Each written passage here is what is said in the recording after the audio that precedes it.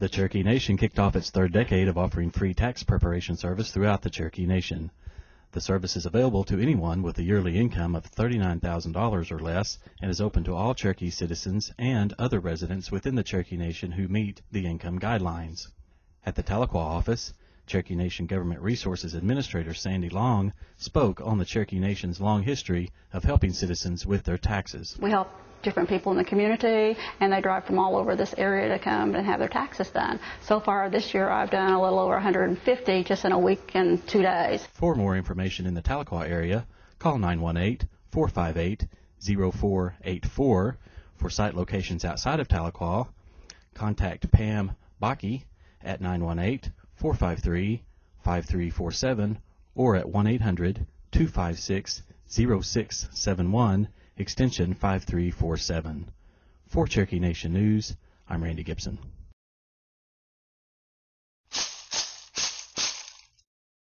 Residents in the new Clouds Creek community received some much-needed nourishment recently by way of the Cherokee Nation. Through a USDA disaster program, the Cherokee Nation Housing Authority and Cultural Resources employees spent much of the day cooking large pots of meat and potatoes, barrels of beans, fry bread, and apple cobbler. The meal was then transported to one of the rural communities hit hardest by the January ice storms. Cherokee Nation Community Services Director Don Greenfeather spoke on the Cherokee Nation's plan to serve those in need. We provide a meal, and they cook in the traditional way, and the food will be provided up there at the community meeting tonight. Of the dozens of residents served, many were still without power or living away from their homes. For Cherokee Nation News, I'm Leanne Dreadfulwater.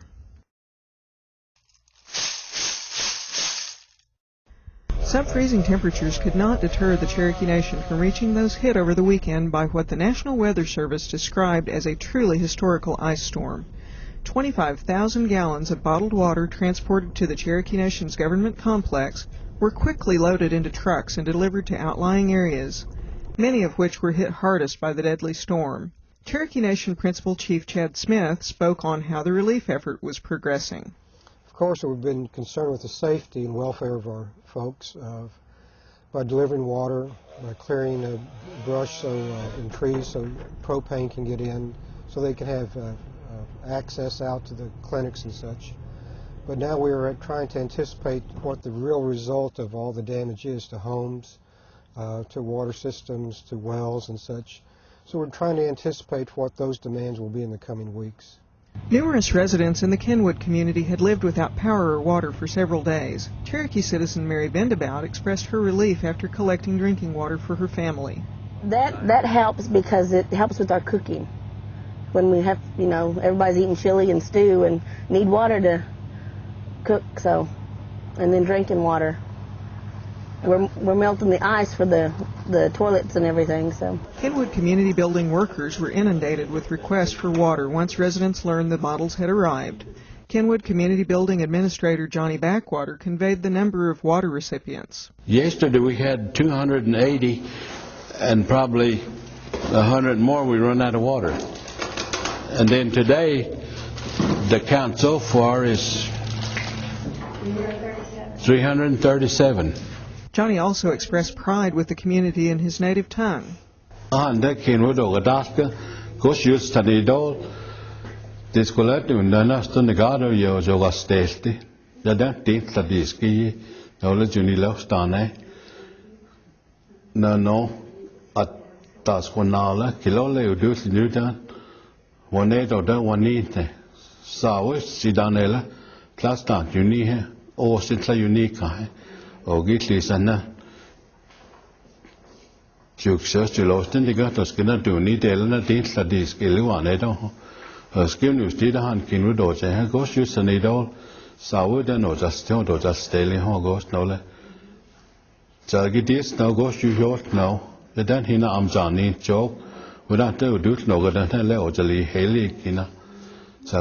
Cherokee Nation June Shorter, I'm Skinner Ogidulo Chehan, or Jagaliliche, who go you Halenica to Nilo Stane.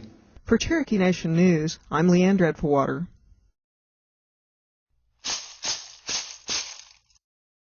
The 2007 Cherokee Language Bowl recently got underway at the NSU Activity Center on the campus of Northeastern State University in Tahlequah. The competitions in art, creative writing, and language were presided over by the Johnson O'Malley Association located at the Cherokee Nation complex. 25 schools will compete over several weeks before wrapping up with an awards banquet in Tulsa. Cherokee Nation and JOM Special Programs Coordinator Imogene Alexander described one of the many successes the competition had brought. With the emphasis on the language in the last few years, this has really picked up within the communities themselves. The parents are getting more involved. They come to the competitions whenever the students are there, and that's always a very positive thing as far as language is concerned. For Cherokee Nation News, I'm Randy Gibson.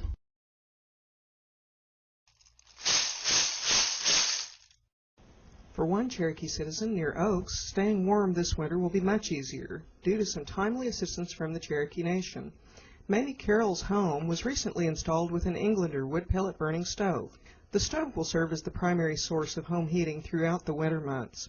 Cherokee Nation Health and Human Services Project Manager Curtis Hogner, along with 4 members of the Cherokee Nation's Talking Leaves Job Corps, delivered the stove and a winter's worth of wood pellets just as a major storm was approaching. Distributing the stoves are a part of the Low-Income Heating Energy Assistance Program. Known as LIHEAP, the program provides heating to elderly and disabled Native Americans and is funded tribally.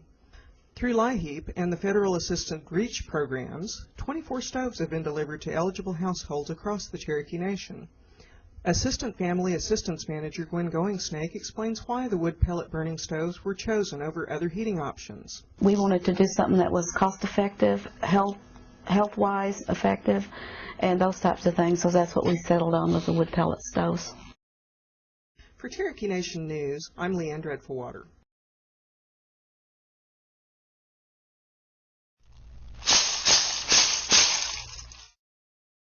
Construction on the new Cherokee Nation Muskogee Health Center is making big progress.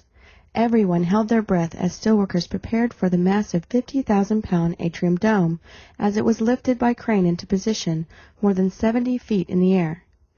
A sigh of relief was felt from everyone when the crane gracefully lowered the dome, allowing steelworkers to pin and weld the dome into place. "This building is going to be impressive," said Principal Chief Chad Smith. "Our Cherokee culture plays a big part in the clinic's design, starting with the external pillars, which represent the historical pillars placed in front of the first Cherokee educational seminaries. The 7 Cherokee clans will be represented by the 7 pillars that support the dome and create a pleasant, sunny area for patients to enjoy the new 3-story clinic, which is expected to open in September of 2007. The new Muskogee Health Center will be the largest Indian outpatient clinic in Oklahoma," said Rhonda Cochran, the Regional Clinic Director for Cherokee Nation. "If you need services at the current Cherokee Nation Muskogee Health Center, go to 1805 North York Street in Muskogee or call for an appointment at 918-687-0201. For Cherokee Nation News, I'm Jennifer Tomasic.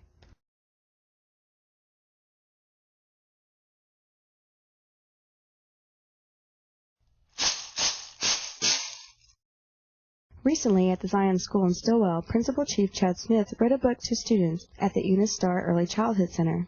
I know school is almost out, and we always invite people to come out, so I invited Chad Smith to come out and be with us today, and I really appreciate him coming. After story time, Chief Smith and the children stood in line for a surprise snack. The teachers, they teach their alphabets, and at the end of the week, they always celebrate. And today they had studied on I and S, so Ice Cream Sunday. The new partnership between Zion School and the Cherokee Nation is also something to be celebrating. I'm really thankful for Cherokee Nation, partnershiping with Zion School. It has really benefited the school and the children. Some of these children here had never had physicals done.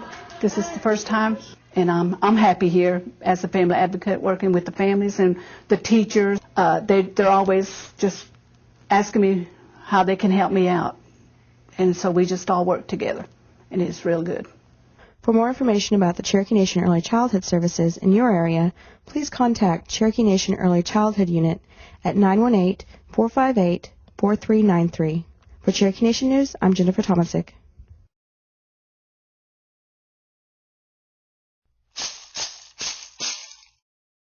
The Cherokee Nation kicked off its third decade of offering free tax preparations.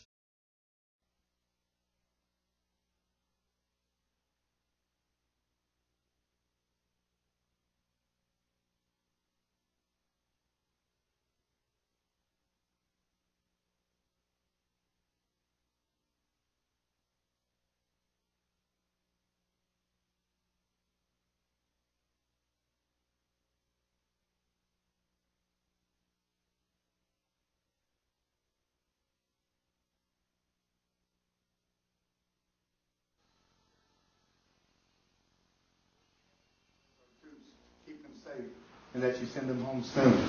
Amen. Amen. Thank you, Deputy Chief. Roll call, Ms. Miller. Sir.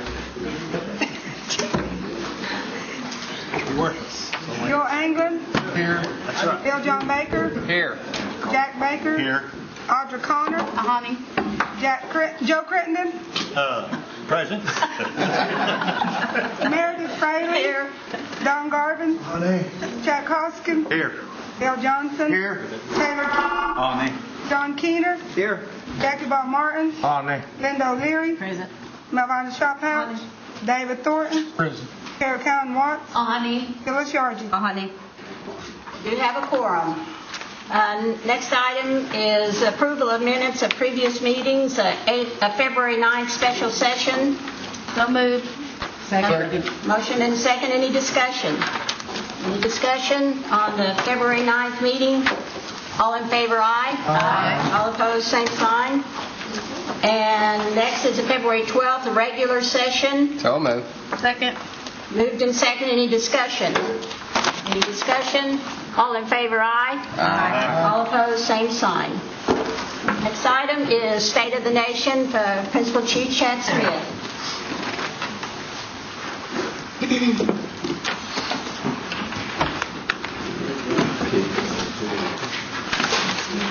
evening, Chief.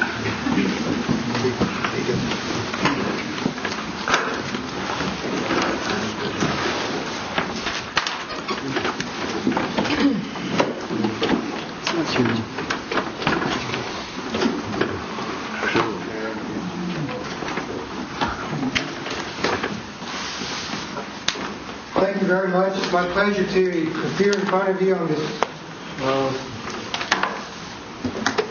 occasion of the State of the Nation of our Cherokee Nation. And prior to our report, we'd like to take a moment to reflect on those passing this last month, some of our friends, neighbors, and citizens. This week we pay our respects to one of America's finest veterans, Billy Walkabout. He died earlier this week at the age of 67. Billy Walkabout in Cherokee County was one of the most decorated soldiers during the Vietnam War.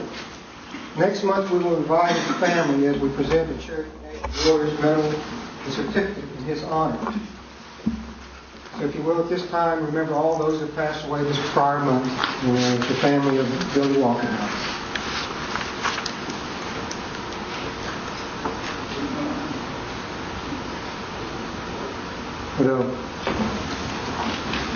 We have a full house tonight, and it's a delightful exercise and opportunity to introduce some young people that we're very proud of for their statesmanship and their sportsmanship and their athleticism and their academics. And it's our boys and girls basketball team. Those of us watching from the sidelines could tell that both of these teams did their very best, and we were very, very proud of them. For the third year in a row, the Sequoia Schools girls basketball team won the Oklahoma Class 3A state championship, winning 54-45, ending a perfect season.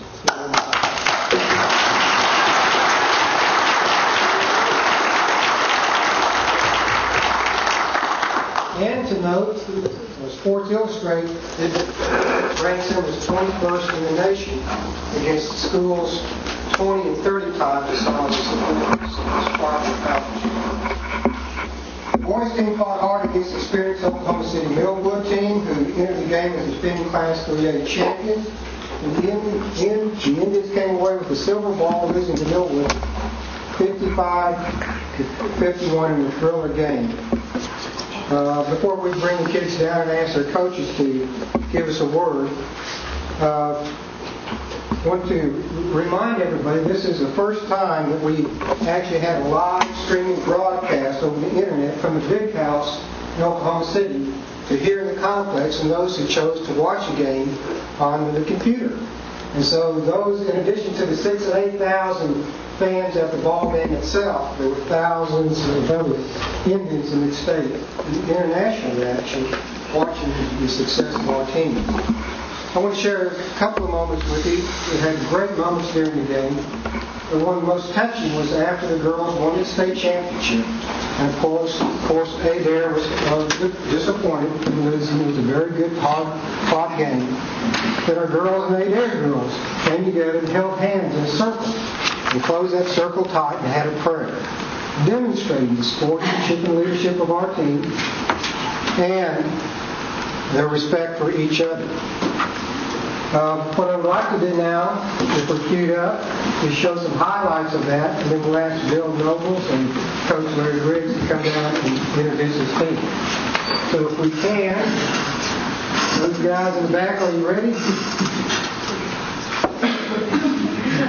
If they're not, I can talk some more about this great team.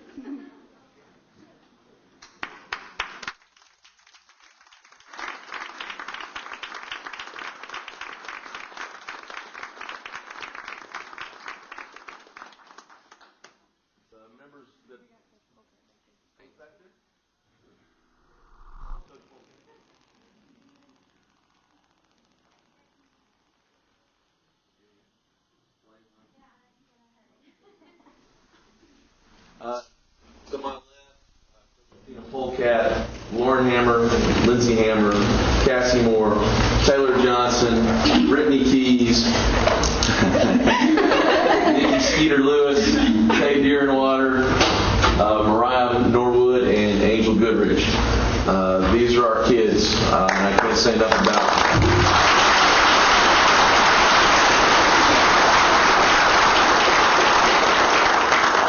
They give up roughly 10 months of the year for basketball and to accomplish the goals they accomplish.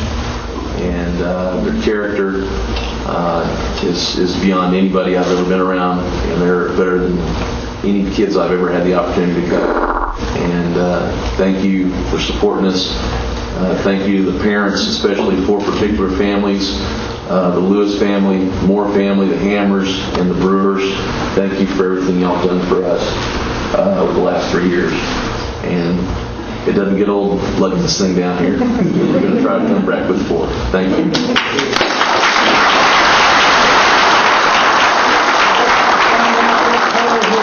Going to be next year at Florida. Last year was Juan, right? It was Juan last year. This maroon was Lauren's idea, I believe, last year. Thank you all very much. Thank you. We'll play the replays here in a second. Robbie, are you ready? You ready? Okay. We'll put catch and highlights in the way. You weren't on the video.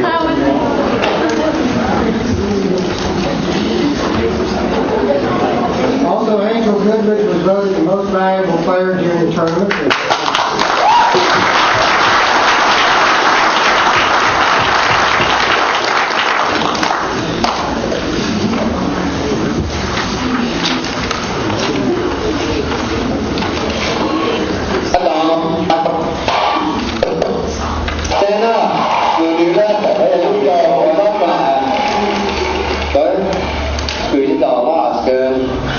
với người đi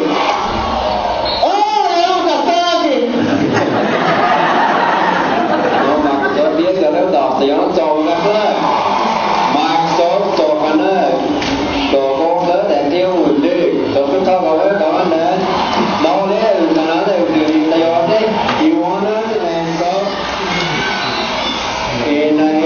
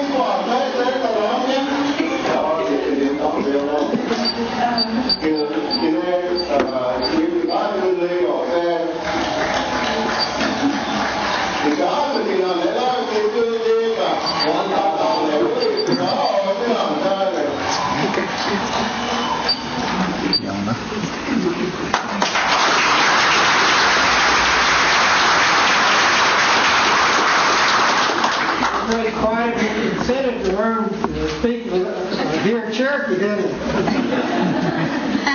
We know Angel's awful tough and all of our kids. Great sportsmen, great leaders. Thank you all. Thanks so much. Coach Greg, if you'll come down and introduce the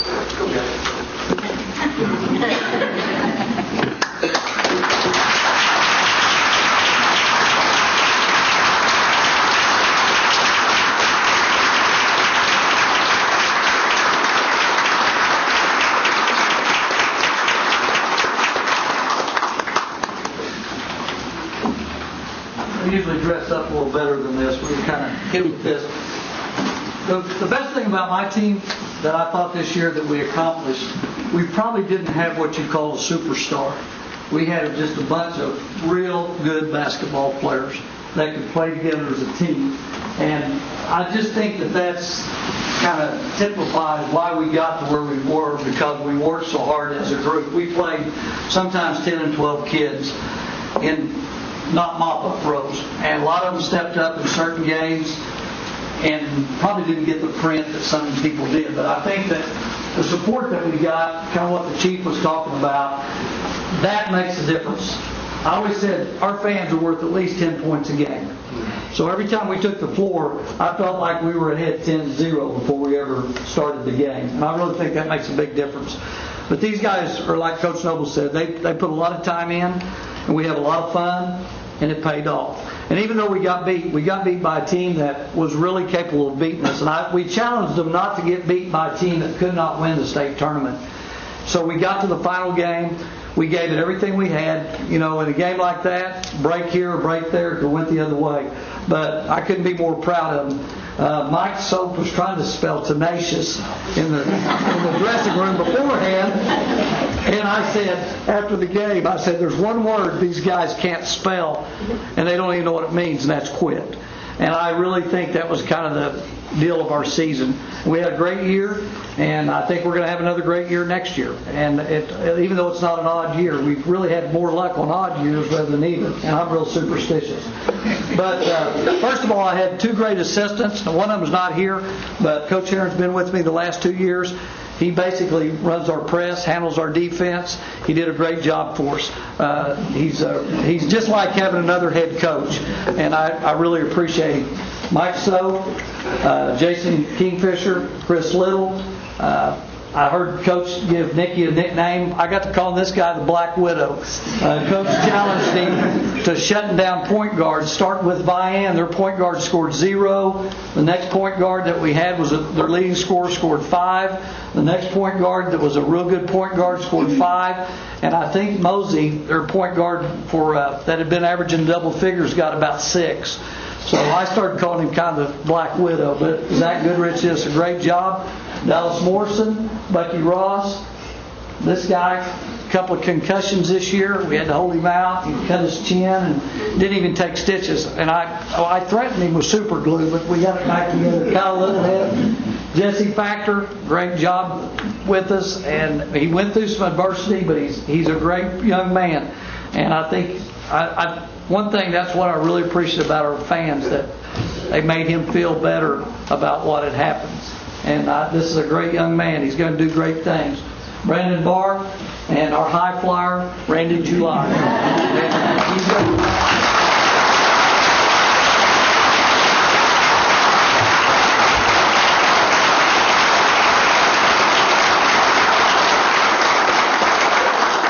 We've been there 6 years in a row. We didn't get a gold ball, but we expect to be back next year. And we just keep doing it with different kids. And they believe when they walk in the gym the first day that we're going to be in the state tournament and we have a chance to win. But I appreciate parents, fans. If my wife was here, she's in Nashville right now doing a show, but not singing. But I'm telling you, the people, it takes a lot of support staff and a lot of things to make a successful basketball season. So I appreciate you having us, and hopefully we'll be back again next year. Thanks.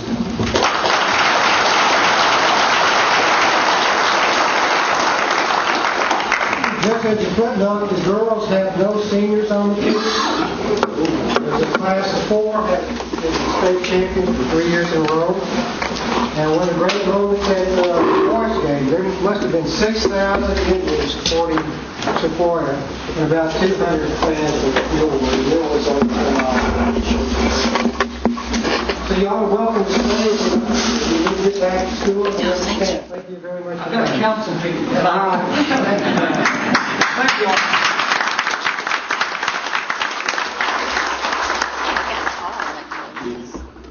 As we do each month, we honor Cherokee Nation citizens who currently serve or have served in the military. Robert L. Vance was born in 1946 in Locust Grove, Oklahoma, to Edith Redbird and Jeffrey Gordon Vance. Robert enlisted in the United States Army in 1965 to serve in the Vietnam War. During his service, he received many medals. Robert achieved the rank of sergeant after being honorably discharged from the Army. Robert made his living as a local brick mason until his retirement. Mr. Vance is a lifetime member of the VFW, American Legion 40-8, and a member of the Elks Lodge, and keeps himself very busy with his hobbies and his grandson Mason. So Mr. Vance, could you come down? So let's present this to Joe Grayson.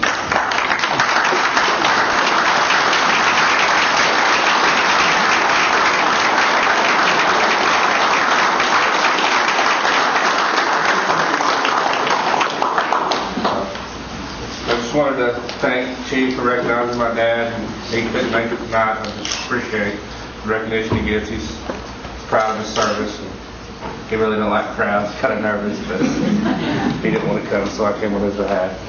Thank you very much. Thank you.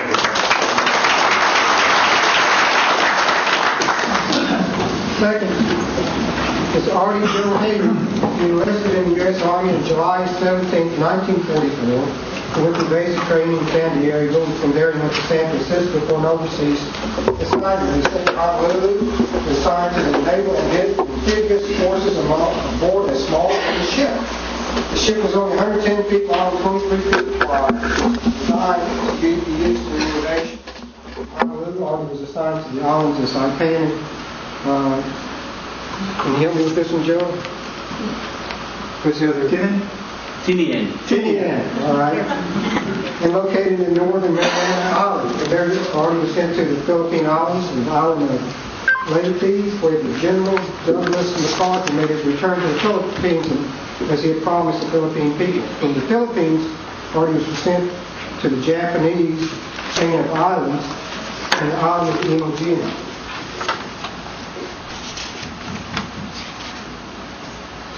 On Iwo Jima, he gathered soil samples from the beaches for a planned invasion.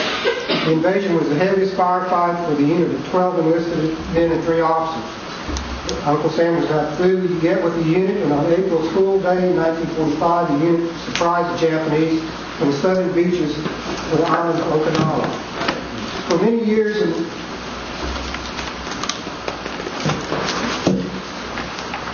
Artie received the Victory Medal, the American Campaign Medal, the Philippines Liberation Ribbon, the Asiatic Pacific Campaign Medal. In 1949, 3 years after his discharge from the Navy, Artie joined the Oklahoma National Guard, Company K, 279th Infantry, 45th Division. Because of the Korean War, he was ordered into active service in 1950 as a corporal in the 45th Division, Camp Polk, Louisiana. In 1952, Artie was once again honorably discharged. I present to you Artie Bill.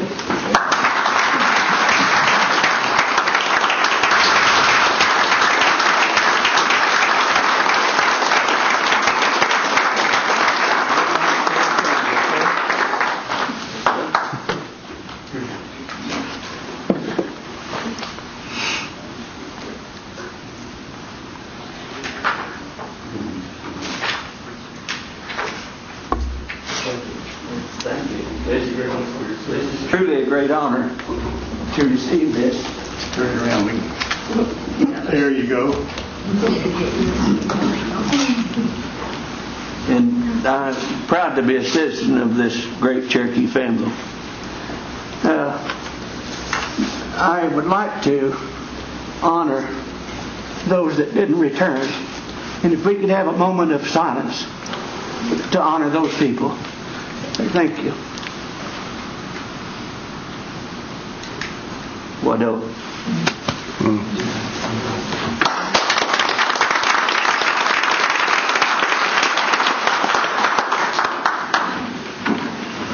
From time to time, our nation receives gifts, and I want to share with you a gift from the McCoy family. And Elsie Mullen is here, the daughter of Jimmy McCoy, and it's been referred to as a medicine hawk.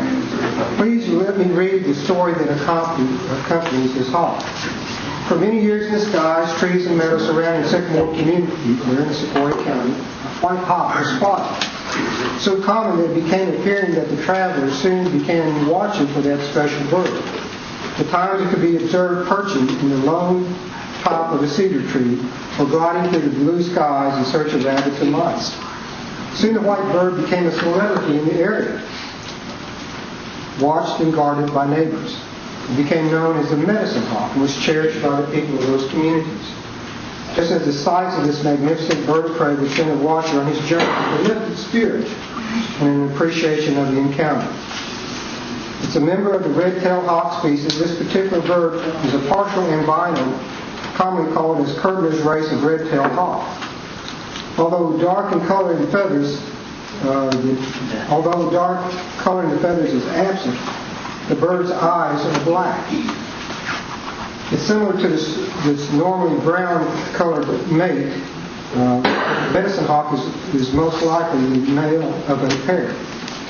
On cool fall morning, hunters happened upon the hawk in battle with another large bird of prey.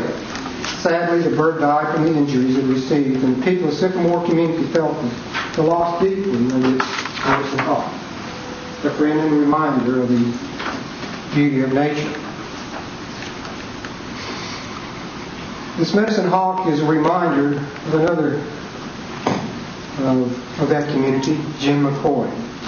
He was a highly respected and greatly loved Cherokee elder who lived a long, productive life just over the mountain from the hawk's home range.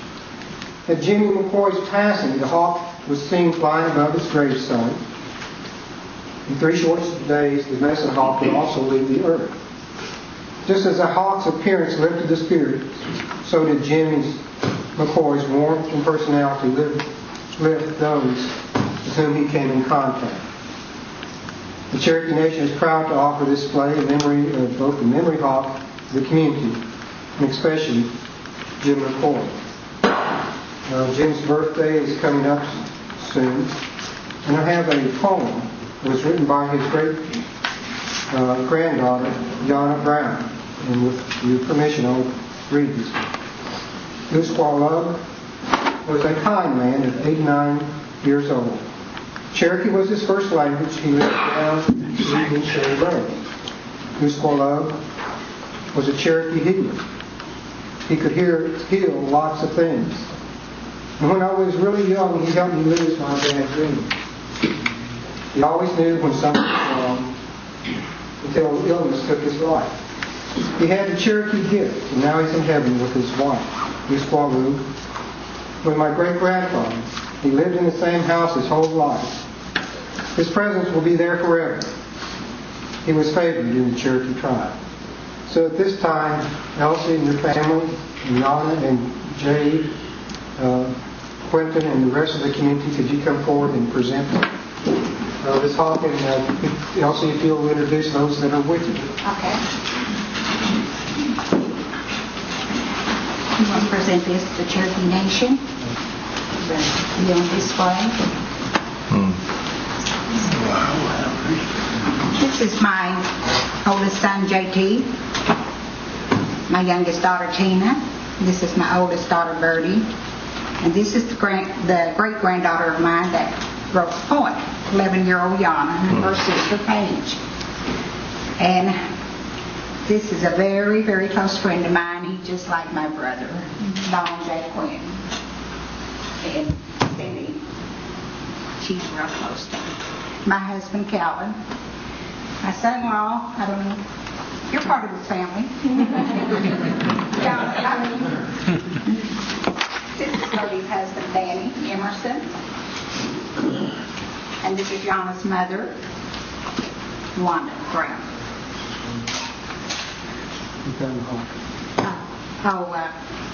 Murphy, what's the Kenneth Murphy. I forget which one of the boys it is. Yeah, and this is Kenneth Murphy. I found the hawk. Thank you very much.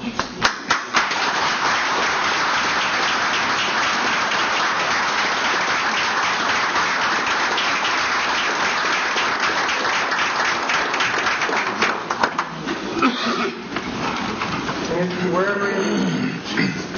even Cherokee community and never had the opportunity to meet with the Jewish was very simple but very charismatic men that we would always call a Cherokee elder.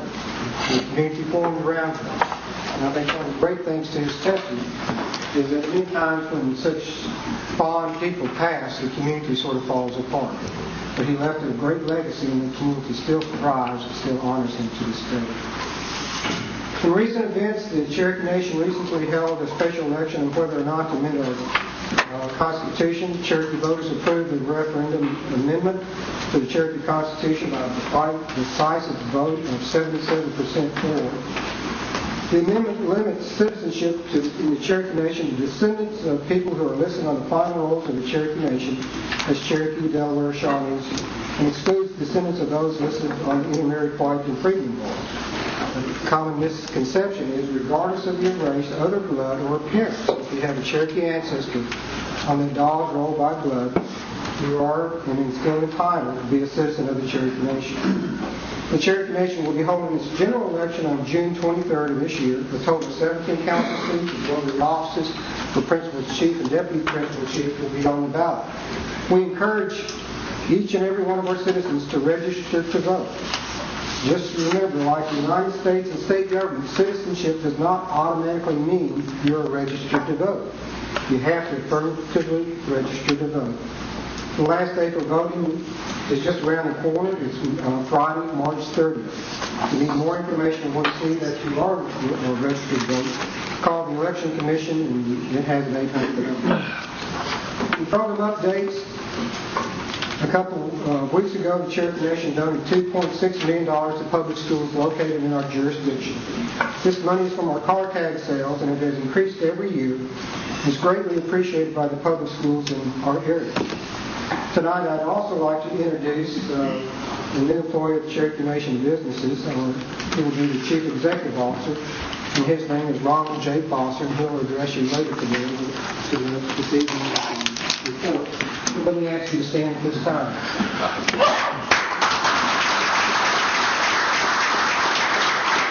Foster is a Cherokee Nation citizen. He brings nearly 30 years of management experience to Cherokee Nation business.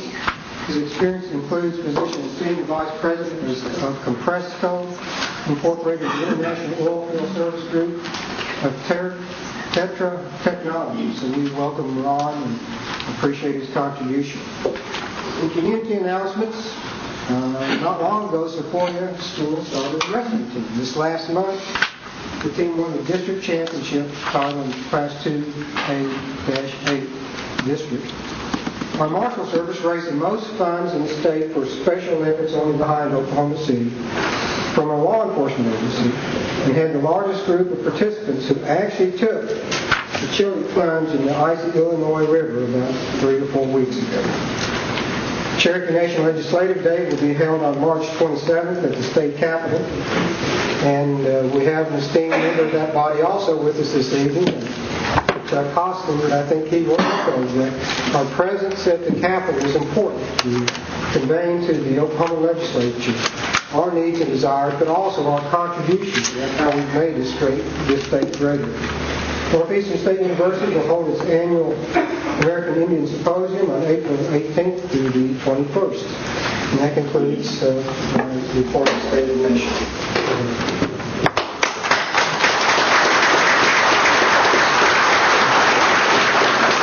Thank you, Chief Smith. Madam Chair? Yes. I'd like to move to amend the agenda under new business, add item number 11, which is a resolution authorizing the Bureau of Indian Affairs to revise and update the Cherokee Nation's inventory of Indian Reservation roads. We have a motion to amend the agenda. Do I have a second? Moved and seconded. Any discussion? All in favor, aye. Aye. All opposed, same sign. Okay, it is item 11 under new business. There being no unfinished business pending, we move on down to committee reports. The first report is the Housing Authority and David Sutherland. Good evening, Mr. Sutherland. Good evening. I have a brief report with you all this evening. Our March board meeting is scheduled for a week from tomorrow, the 20th at 5:30 in the Allen Hawker Conference Room over at the Administration Building. The board will have further discussions on our policy for illegal drug use and violent criminal activity. We're trying to find some consistency in our policy by putting some quantitative things in place to be a little more consistent. We're expecting our annual audit to be finished by the end of the week, so there's possibilities the auditors will present the FY6 audit. They may wait, although, until April to present. I haven't seen a definite date yet, so we'll see what their schedule is. The President's budget for Indian Housing, the Indian Housing Block Grant Program in FY08 is very close to the amount in FY07. If we make the assumption that the funds are distributed in the same manner as in the past 2 years, we'll all be fairly happy. However, HUD has been taking comments on the use of multi-race data. The original comment period ended on February 12th. That's been extended to April. And the nation has submitted comments on that issue. Hopefully there will be some resolution before the end of this calendar year, but I probably would hold my breath. It seems to be an ongoing deal that doesn't have an end to it, but we'll keep you all posted on that. The National American Indian Housing Council, which is funded with federal funds from HUD, recently went through a major downsizing. They laid off around 60% of their staff due to the continuing resolution for the FY07 funding.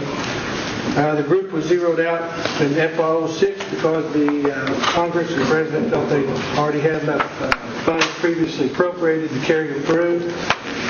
So when Congress passed the continuing resolution, NAIC's funding went to zero in FY07 also. It created a huge problem for them. And I don't always agree with the actions of NAIC and their board and membership. They do provide a needed service in Indian housing, that's training and technical assistance. And hopefully they'll get their funding back to some degree before FY08. So we'll see about that.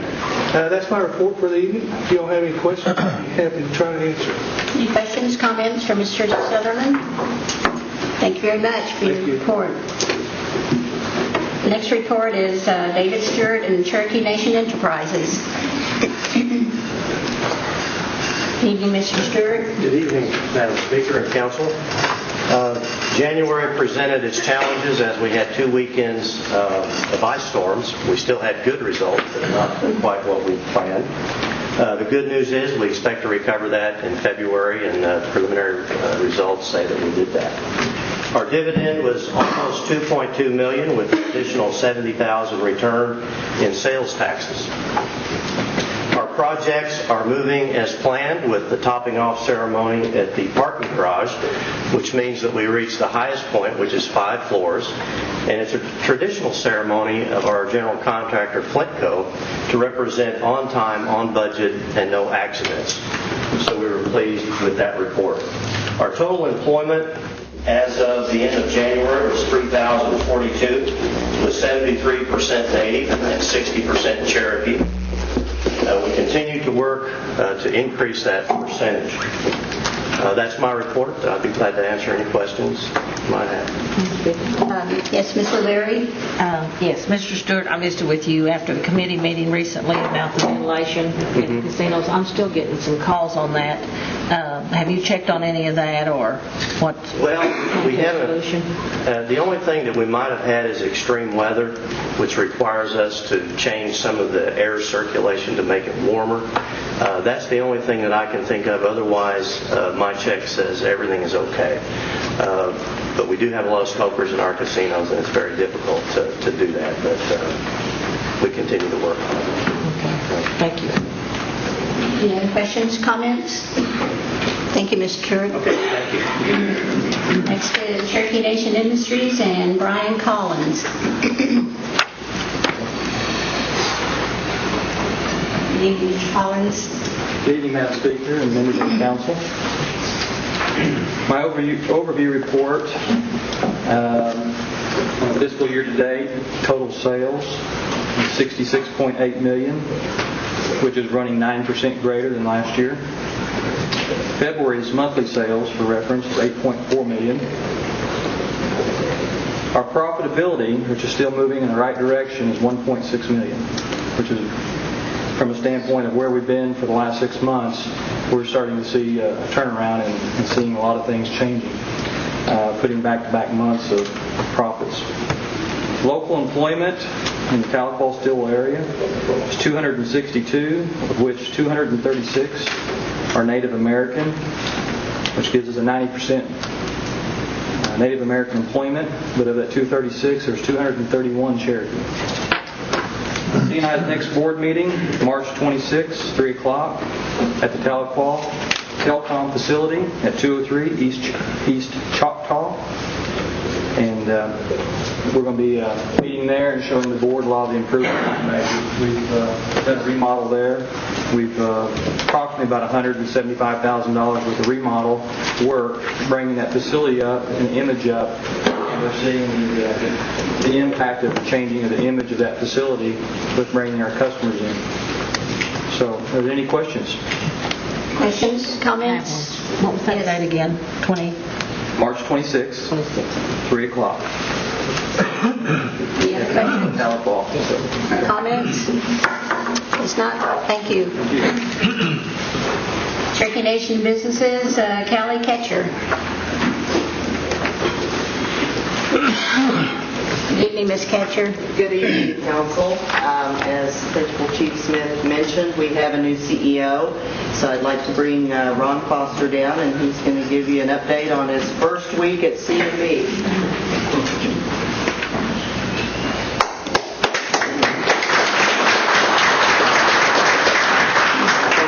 In the hallway before this started, you only get one chance to be the new guy, so I guess tonight's my chance. Thank you for allowing me to come before the council tonight, and thanks for the introduction, Chief Smith.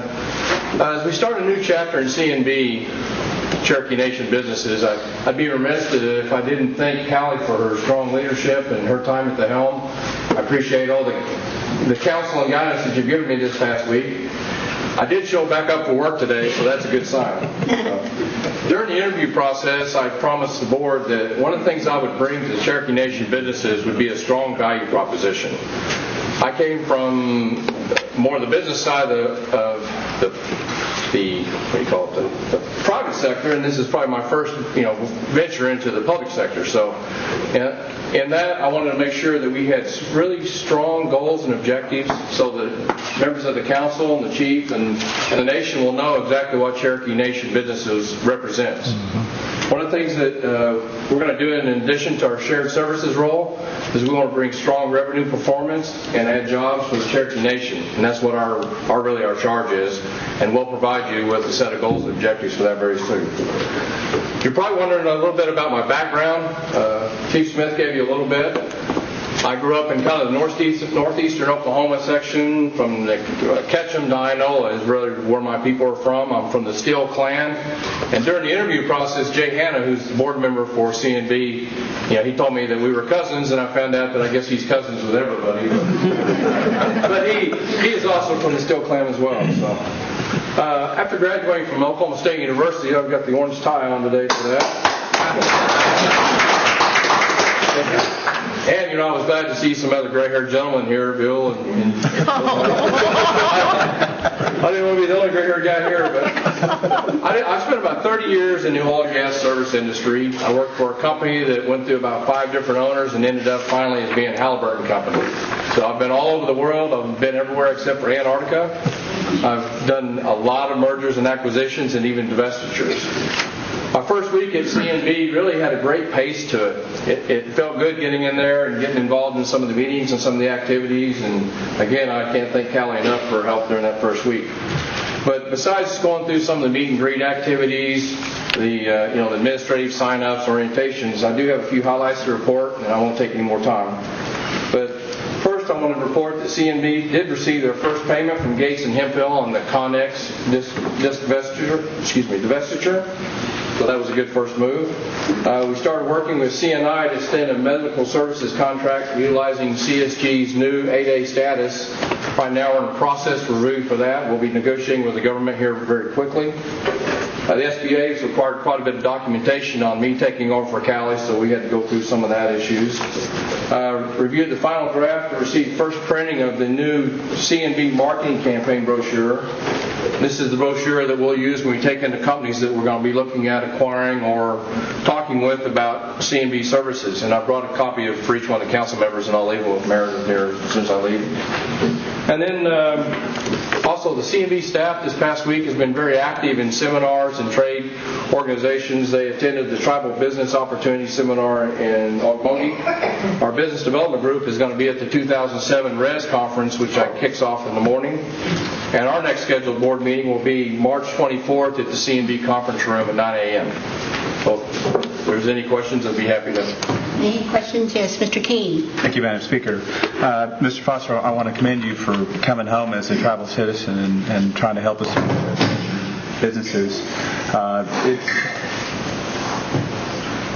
It's certainly known to the council here that we've had a number of business failures with the beginning of our diversification of our portfolio. And I know that you have a background in the energy business and some experience with mergers and acquisitions, but I'd be more curious to understand more about your philosophy about private equity and what's your value proposition so how we're not going to fail in the future. Look, first of all, my old mentor told me, he said, first thing you got to do is look, if they gave it to you, would you take it? And if you would, then there's probably some value there. So then what we're going to have to do is do some strong due diligence on some things, and I've brought a couple opportunities with me that I've had in the back of my mind for some time. But I really think that there's no way to get out of a bad deal. So what I intend to do is make sure that we get into a good deal when we get into it. When I come to you folks and ask for money or ask for the opportunity to go get private equity, I want to make sure that it's going to be a good deal for the Cherokee Nation. Mm-hmm. And that's really kind of my philosophy on it. Do you view this the vehicle of Cherokee Nation businesses as a holding company or a more traditional private equity vehicle? Well, I think right now it's structured as more of a holding company, and I've been kind of wrestling with that all week. But I think we'll probably have to go outside for some of the private equity if we're willing to do. I mean, I really can't see doing a lot of $2 million acquisitions. It's just as easy to do a $20 million acquisition, and you've got a better rate of return and better growth opportunity there for a bigger deal. And I'm talking about things that really specifically will put Cherokee Nation people to work or will help train them to find really good jobs in the private sector. So I hope I answered your question. But yes, sir. I'm still a little new there, so we'll probably grapple with that very issue at our board meeting on the 24th. I certainly hope we look at all the options, and the world of private equity is a little bit different than the standard energy model, and I certainly hope that you will ask your board for support to move towards that model, and perhaps we can even look at some venture capital and how we can fund Cherokee entrepreneurs.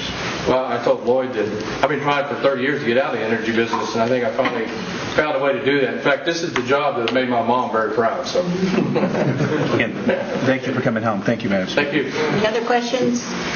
Any other questions or comments? All of these brochures that Meredith requested. Welcome. Thank you. Thanks for the welcome. Next order of business is there are no old business pending, so we'll move on down to new business. Item 1 is a resolution confirming the appointment of Troy Wayne Poteet to seat 4 of the Supreme Court of the Cherokee Nation. Requires a majority vote of the Tribal Council. Do I have a motion? Mr. Martin? Madam Speaker, thank you. I would move for approval. Second to motion. Moved and seconded. Any discussion? Any discussion on this appointment? All in favor, aye? Aye. All opposed, same sign? Aye. Roll call, please. Yes, this means you confirm the nomination. Bill Anglin? Yes. Bill John Baker? No. Jack Baker? Yes. Audra Connor? No. Joe Crittenden, No. Meredith Fraley, Yes. Don Garvin, Yes. Chuck Hoskin, No. Bill Johnson, Yes. Taylor King, No. John Keener, No. Jackie Bob Martin, Yes. Linda O'Leary, No. Melvina Shotpouch, No. David Thornton, Abstain. Carol Cowan Watts, Yes. Phyllis Yargy. Yes. 8 yea, 8 nay, 1 abstain. And motion fails at the tie, 8-8, and 1 abstention. Okay, second item is a resolution confirming the renomination of John Cripps as a district judge of the Cherokee Nation District Court. Move for approval. Second. Moved and seconded. Any discussion?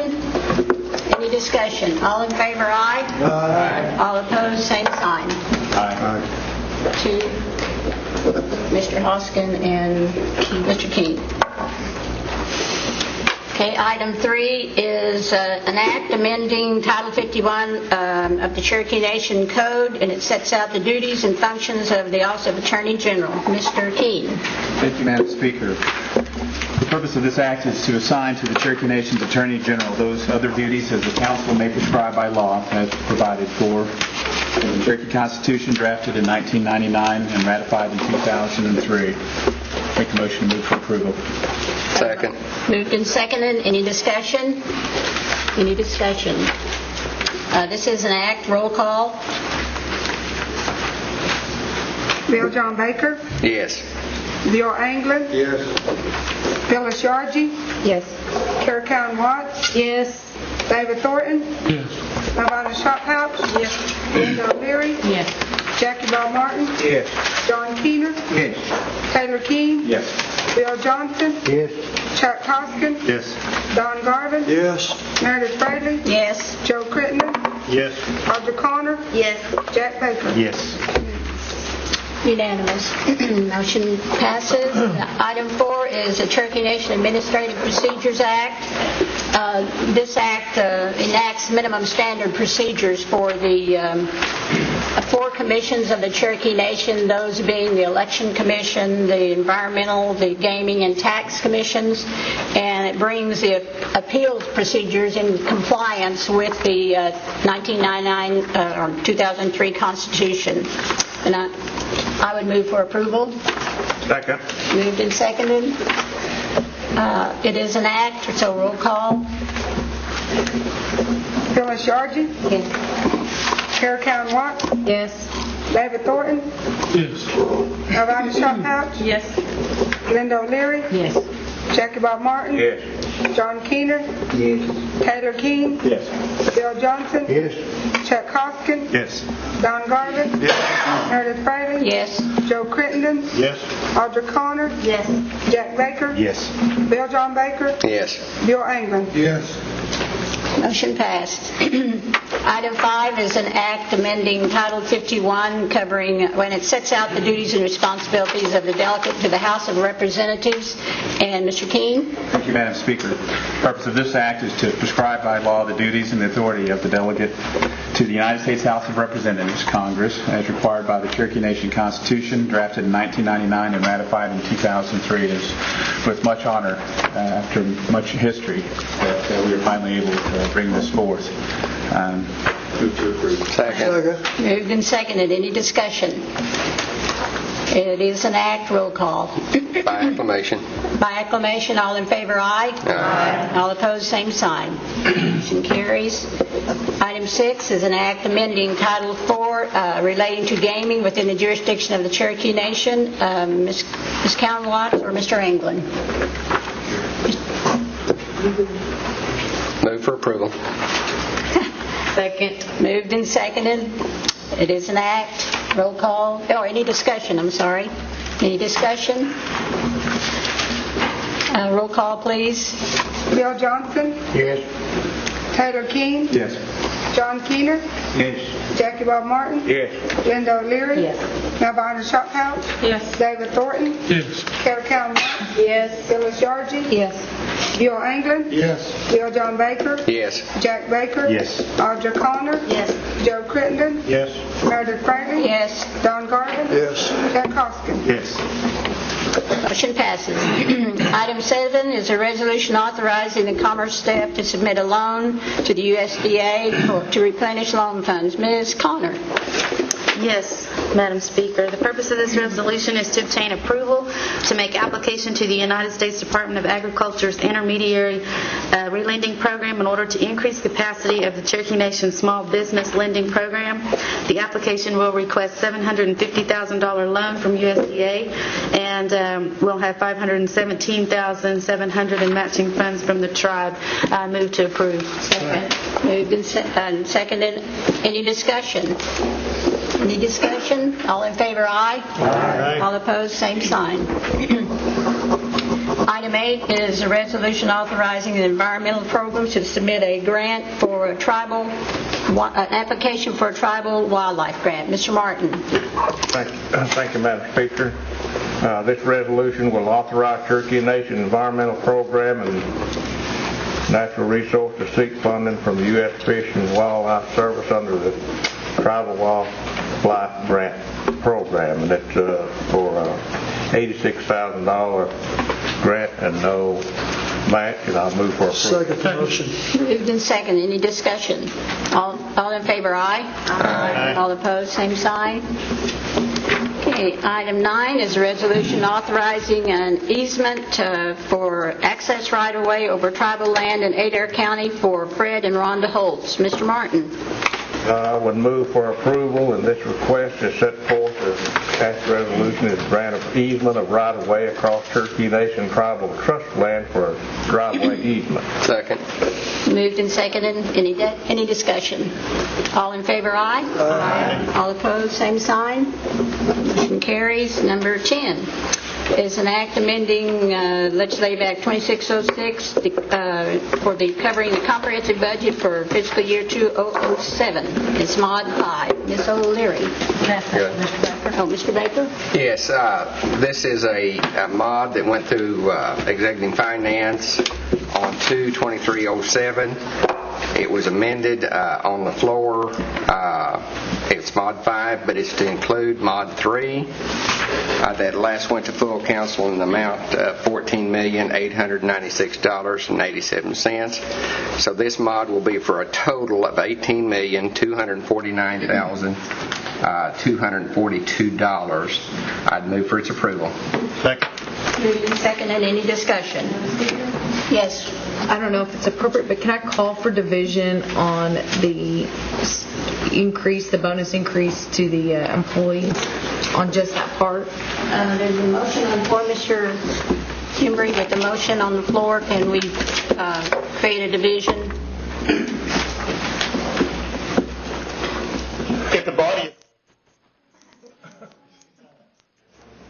If the body approves a division, you may do that. Also, it would be an option to amend Mod 5 on the floor to take that specific matter out. It's really whatever the pleasure is of the body. All in favor of the division and Madam Speaker. Ms. Calmont? Oh, I'm sorry. I'm sorry. I did not see the bonus in there. Could somebody just clarification? I didn't think it was in there. It is. It is. Okay. Where's that?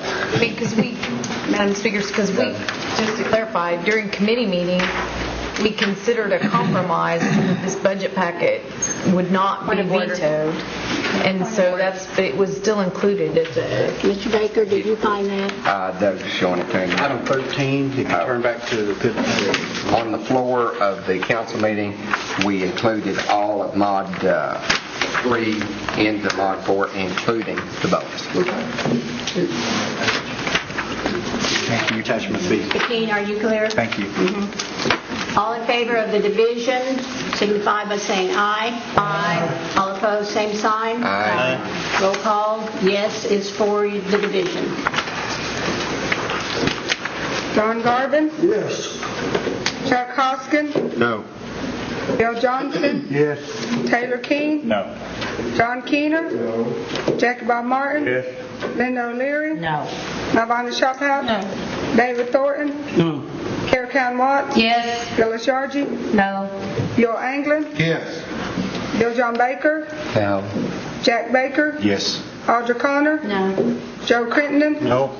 Meredith Braley. Yes. 7 yea.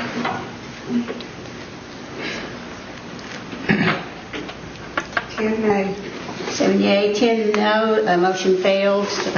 So we're back to an act. We have a motion and a second. Any further discussion? This is an act. Roll call.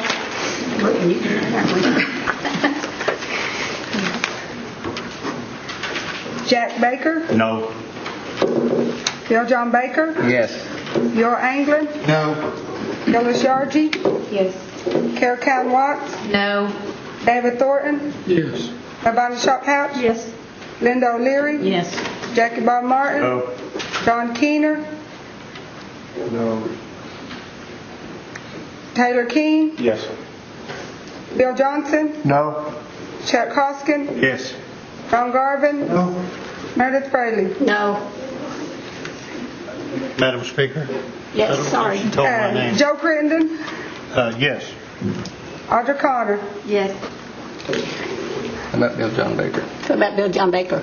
I already called you. Okay. Yeah, that's right. It's so long ago. Okay. 9 yea. 8 nay. Motion carries. Okay, item 11 is a resolution authorizing the BIA to revise and update Cherokee Nation's Indian Reservation roads. Mr. Martin. Thank you, Madam Speaker. This is a resolution that was approved in our Resource Committee meeting this afternoon. And if there's any questions, council members that wasn't there, Mr. Michael Lynn is here to answer these questions. But anyway, this is a resolution authorizing the Bureau of Indian Affairs to review and update the Cherokee Nation inventory of Indian reservation roads. I would move for approval. Second, any discussion? Any discussion? All in favor, aye? Aye. All opposed, same sign. Motion carries. Next is announcement. Do we have any announcements? Mr. Garvin. Yes, I'd like to introduce Mrs. Haley. You met Joe a minute ago, and son and daughter Drew and Tammy Haley.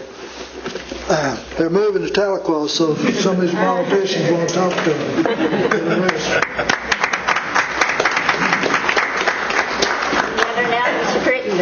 Thank you, Madam Speaker. I've got some distinguished folks with me this evening. Bobby Leach and his wife June from Adair County, and also Jack Christie. Would you all wave or whatever? Thank you.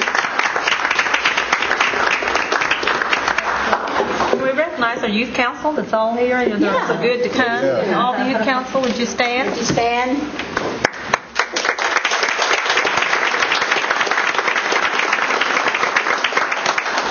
Thank you for coming. I attended their meeting Saturday, and they're very well organized and trying to raise a lot of money.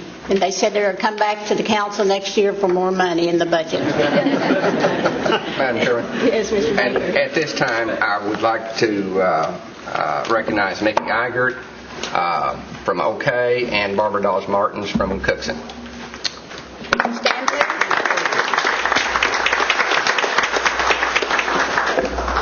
I have a couple of people from Mays County I'd like to introduce. They are tribal council representative for seat 1, Jerry Troglin from Locust Grove, and Sue Fine from Four Corners.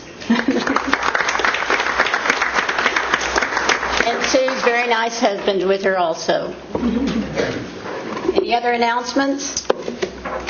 Any other announcements? Motion to adjourn. Second. Any discussion? All in favor, aye? Aye. All opposed, same sign. Thank everyone for coming.